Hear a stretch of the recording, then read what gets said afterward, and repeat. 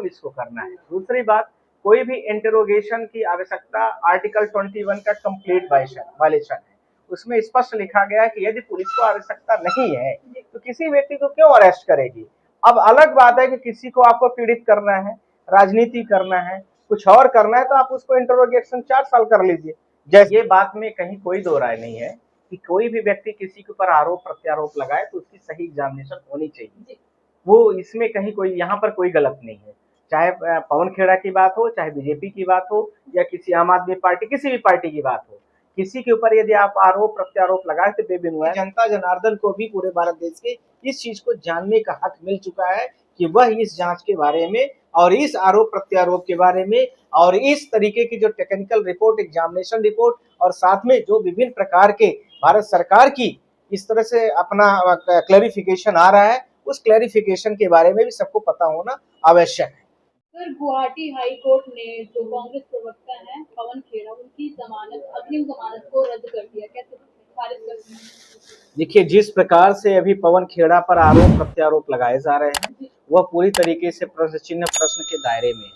जिस प्रकार से होम मिनिस्ट्री ने अपना क्लैरिफिकेशन जारी करके 3 पासपोर्ट जो कि इसके पहले पवन खेड़ा ने वहां के चीफ मिनिस्टर की वाइफ रिंकी भुयान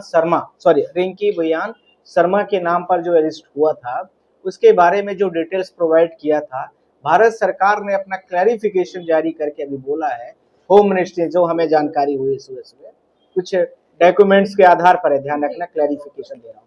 उसके आधार पर जिस प्रकार से बोला गया है कि इस प्रकार के कोई भी 3 जो उन्होंने डॉक्यूमेंट्स की बात की पासपोर्ट की नहीं पाए गए हैं। मुझे लगता है कि यह जो जांच होम मिनिस्ट्री ने भी अपनी जारी की है, पब्लिश किया है, वह भी कहीं न कहीं पर किन किन बिंदुओं पर जांच की गई है, क्या जो एलिगेशंस जिस आधार पर जिस रिसोर्सेज से पवन खेड़ा ने, क्योंकि वो राष्ट्रीय कांग्रेस पार्टी के नेशनल प्रवक्ता हैं, उन्होंने जिस प्रकार से रिसोर्स के जिस डॉक्यूमेंट्स के डॉक के आधार पर उस पेपर्स को रिसोर्सेज से निकाल करके पब्लिश किया है, उसकी भी बात होनी चाहिए। दूसरी बात, सरकार ने किस एंगल से, दूसरी बात किस प्रकार से, किस सिस्टम से इस चीज को क्लियर कर दिया और एक ओपिनियन, एक ऑर्डर जारी कर दिया कि इस प्रकार से कोई भी डॉक्यूमेंट्स नहीं पाए गए। इसी के साथ में जो नेक्स्ट सवाल है कि जो अभी भारत सरकार ने अभी जारी की है, वह कहीं न कहीं पर यह भी हो सकता है कि कई राज्यों में चुनाव चल रहे हैं तो कुछ क्लैरिफिकेशन आ गई हो, और किस स्टेप की कमेटी की रिपोर्ट आई है, दूसरा किस स्टेप की कमेटी में कौन कौन मेंबर्स थे, क्या उसमें इस प्रकार से जो डॉक्यूमेंट्स के बारे में सारी बातें की गई हैं, उस प्रकार से इन्वेस्टिगेशन, एफएसएल रिपोर्ट, साथ में इसके एग्जामिनेशन रिपोर्ट, क्या लैब में कोई किसी प्रकार से जांच कराई गई है, और साथ ही साथ में अब तक के जो अमीरात, मिस्र और एंटीगुआ, तीनों जो पासपोर्ट राज्य के जिनके बारे में कंट्री,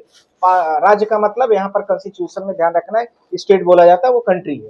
तो किन किन राज्यों के और उनके कितने कितने लोगों को भारत सरकार के द्वारा पासपोर्ट और इस तरह से वीजा जो पब्लिश किए जाते हैं, उसकी भी सूची इनको पूरे भारत देश की जनता के सामने प्रस्तुत करना चाहिए। मुझे लगता है कि जनता जनार्दन को भी पूरे भारत देश के इस चीज को जानने का हक मिल चुका है कि वह इस जांच के बारे में और इस आरोप प्रत्यारोप के बारे में और इस तरीके की जो टेक्निकल रिपोर्ट, एग्जामिनेशन रिपोर्ट और साथ में जो विभिन्न प्रकार के भारत सरकार की इस तरह से अपना क्लैरिफिकेशन आ रहा है, उस क्लैरिफिकेशन के बारे में भी सबको पता होना आवश्यक है। जी सर, क्या पवन खेड़ा के पास कोई विकल्प है या नहीं, क्योंकि जिस तरीके से उनकी लगातार जमानत खारिज हो रही, कहीं ना कहीं ये मुद्दा आगे बढ़ता जा रहा है।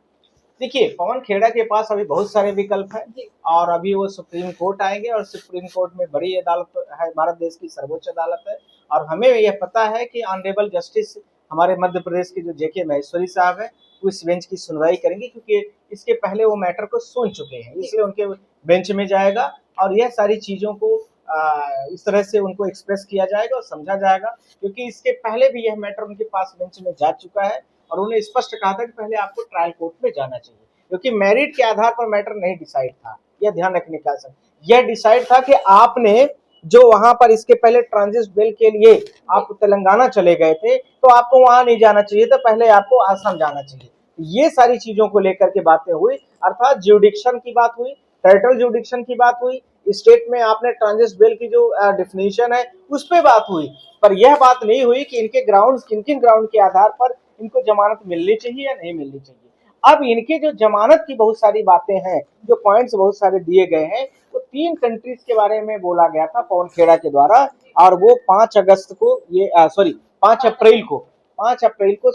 जो एक सामूहिक कॉन्फ्रेंस हुई थी, उस सामूहिक कॉन्फ्रेंस में इस चीज को बोला गया कि अमीरात, मिस्र और एंटागुआ 3 पासपोर्ट कंट्रियों के पासपोर्ट इनकी वाइफ के नाम पर पाए गए। अब भारत सरकार ये सारे पासपोर्टों को जारी करे पूरे देश के लिए, सबको पता चल जाएगा क्या सही है क्या गलत है। दूसरी बात, जो भारत सरकार ने अभी रिपोर्ट अपनी पब्लिश करने की बात कह रही है या बात कर रही है, उसमें कौन कौन से लोग थे, क्या क्या एग्जामिनेशन किया गया है, क्या इन बिंदुओं पर, इन नंबरों पर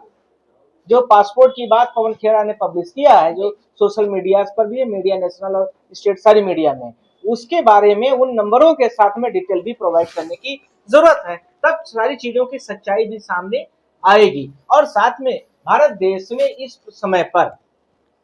चुनाव के पहले और चुनाव जब हो जाता है और सरकारें जब बन जाती हैं, तो दोनों का, अर्थात किसी भी सरकार का जो वचन पत्र होता है उसकी बात उठा लीजिए, और जब सरकार बन जाती है तब की बात कर लीजिए, तो मुझे लगता है कि जमीन आसमान का फर्क दिखेगा।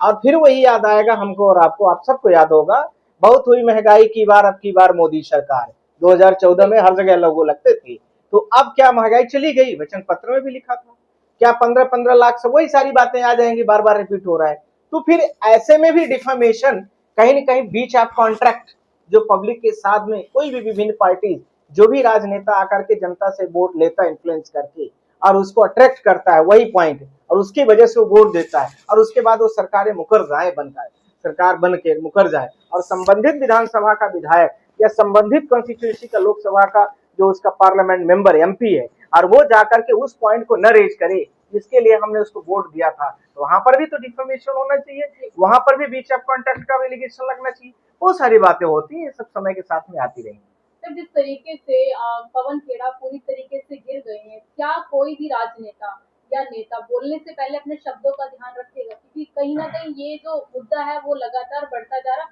और पवन खेड़ा ये कह रहे हैं कि राजनीतिक मुद्दे में फंसाया जा रहा है। देखिए, ये बात में कहीं कोई दो राय नहीं है कि कोई भी व्यक्ति किसी के ऊपर आरोप प्रत्यारोप लगाए तो उसकी सही एग्जामिनेशन होनी चाहिए। वो इसमें कहीं कोई, यहाँ पर कोई गलत नहीं है, चाहे पवन खेड़ा की बात हो, चाहे बीजेपी की बात हो, या किसी आम आदमी पार्टी, किसी भी पार्टी की बात हो, किसी के ऊपर यदि आप आरोप प्रत्यारोप लगाए तो बेबुनियाद नहीं होनी चाहिए। और बुनियाद विहीन कागज और डॉक्यूमेंट्स जो होते हैं वो कहीं न कहीं पर आपको गलत रास्ते में ले जाते हैं। सवाल यह उठता है कि कोई भी व्यक्ति को, यदि कोई भी प्रेस कॉन्फ्रेंस हो, कोई भी व्यक्ति किसी पर एलिगेशन लगा रहा है, तो बिना डॉक्यूमेंट्स के, बिना सबूत के, बिना गवाह के नहीं होता है। सुप्रीम कोर्ट हो या कोई भी कोर्ट जाएंगे आप, निचली अदालत में जब इनका केस जाएगा तो 1 मिनट में यदि ऐसी कोई बात है जो पवन खेड़ा कह रहे हैं और सही नहीं पाई जाती है, तो वो मैटर टिकेगा, और जो पवन खेड़ा कह रहे हैं और सारी बातें सच पाई जाती हैं, तो वो पवन खेड़ा की जीत होगी, उसमें कहीं कोई दिक्कत थोड़ी है। पर मुझे लगता है कि पवन खेड़ा इतने बड़े नेशनल पार्टी के राष्ट्रीय प्रवक्ता हैं, तो मुझे लगता है कि बिना छानबीन के डॉक्यूमेंट्स को उन्होंने पेश नहीं किया होगा। अलग बात है कि सरकार से लड़ना किसी भी जनता के हित के लिए थोड़ा सा हो सकता है, क्योंकि सरकार के पास सारे रिसोर्स होते हैं। अब यहाँ पर वो डॉक्यूमेंट्स की बात जिसके बारे में सरकार ने पेश किया है, उसकी कोर्ट किस प्रकार से इन्वेस्टिगेशन मंगाती है, और यह कही जाती है बात कोर्ट में आकर के कि आप इन तीनों चीजों को, पेपर डॉक्यूमेंट्स जो कहे जा रहे हैं पवन खेड़ा के माध्यम से, इनका पूरा ओरिजिनल डॉक्यूमेंट्स मंगवा लीजिए, बस हो गया, सारी चीजें क्लियर हो जाएगी, सरकार भी ले आएगी, और उनका कितनी बार इस तरह से रिसोर्स कोर्ट से यूज किया गया, सब चीजें, सब दूध का दूध पानी का पानी हो जाएगा। सर, पूरे मामले में जांच करने के लिए क्या गिरफ्तारी जरूरी है इस पूरे मामले में, जो भी मुद्दा है? देखिए, कोई भी सरकार हो, ऐसा जरूरी नहीं है कि उसको गिरफ्तार करना किसी भी आरोपी व्यक्ति को आवश्यक है। अब यहाँ पर जांच की जो बात कही जा रही है, तो जांच जो करना है वो पुलिस को करना है। दूसरी बात, कोई भी इंटरोगेशन की आवश्यकता आर्टिकल 21 का कंप्लीट वायलेशन है, उसमें स्पष्ट लिखा गया है कि यदि पुलिस को आवश्यकता नहीं है तो किसी व्यक्ति को क्यों अरेस्ट करेगी। अब अलग बात है कि किसी को आपको पीड़ित करना है, राजनीति करना है, कुछ और करना है, तो आप उसको इंटरोगेशन 4 साल कर लीजिए। जैसे आपने देखा उमर खालिद का केस है, और 4 बड़े बड़े उदाहरण आप देख लेंगे, अभी तक चार्जशीट भी नहीं फाइल हुई है, 4 साल 5 साल हो गया, बस जांच के नाम पर आप जांच चल रही है, ये जांच हो रही, वो जांच हो रही है, सब होता रहेगा। पर यहाँ पर बहुत सारा बड़े सेक्शंस ऐसे नहीं लगाए गए हैं, क्योंकि 420 है, कुछ उसके साथ में 467 468 जो डॉक्यूमेंट्स को बनाने के लिए होता है, ये मैंने आईपीसी की बात किया, इक्विवेलेंट वही सेक्शंस बीएनएस की बात हो रही है। तो ये सारी चीजें तो आई हैं, पर यह सवाल जरूर है कि ये इनमें कितनी सच्चाई है और पुलिस किस तरह से कितनी जरूरत पड़ती है पवन खेड़ा के साथ में। और मुझे पूरा विश्वास है कि पवन खेड़ा एक बड़े पॉलिटिकल लीडर हैं और पूरी तरीके से पुलिस को कोऑपरेट करेंगे। एफआईआर होना, किसी भी पॉलिटिकल व्यक्ति के पास में होना, एक इस तरह से तैयार रहने की आवश्यकता। जब आप बोल रहे हैं तो यह भी तैयार होंगे आप कि किसी भी प्रकार से जो है तो यदि गलत होता है तो हम क्या करेंगे और सही होता है तब हम क्या करें, इतना तो प्लान आपके पास होगी ही। तो मुझे लगता है कि इतने में पवन खेड़ा डर नहीं रहोगे, कोर्ट के प्रोसीडिंग को फॉलो कर रहे हैं, वो कोई दिक्कत नहीं, वो हो जाएगी और उसको किया जाएगा और सुप्रीम कोर्ट में सब जम के और सब लोग, पूरे देश के लोग सच के साथ में लड़ेंगे। थैंक